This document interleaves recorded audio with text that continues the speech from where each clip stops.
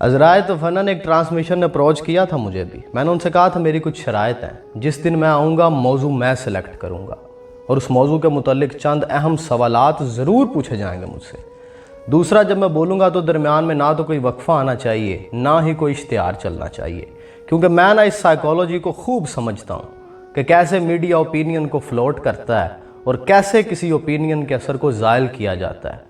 एक बंदा एक लम्हा पहले हदीस रसूल सल्लल्लाहु अलैहि वसल्लम सुना रहा होता है या फिर कुरान की किसी आयत की तफसीर सुना रहा होता है, अभी उसकी बात मुकम्मल नहीं होती कि अगले ही लम्हे शैम्पू का इश्तिहार आ जाता है जिसमें खातून जुल्फ़ें लहरा के रक्स कर रही होती है।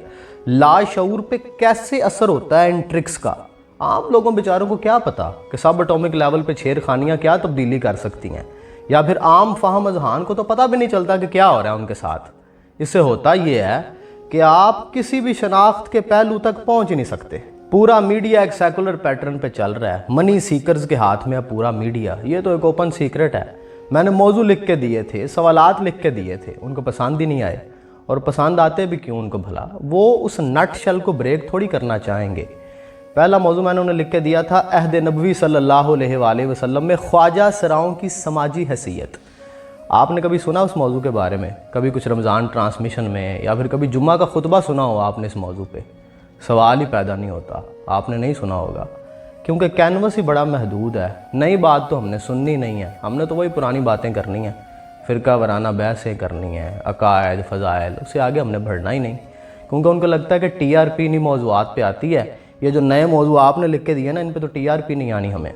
TV पे बुला के ना चंद नॉर्मल इंटेलेक्ट के मौलवी साहबान को सामने बिठा दिए जाते हैं सेकुलर दानिश्वर, और फिर मौलवी साहबान से गैर ज़रूरी सवालात पूछे जाते हैं और वो उनका जवाब देते हैं फिर।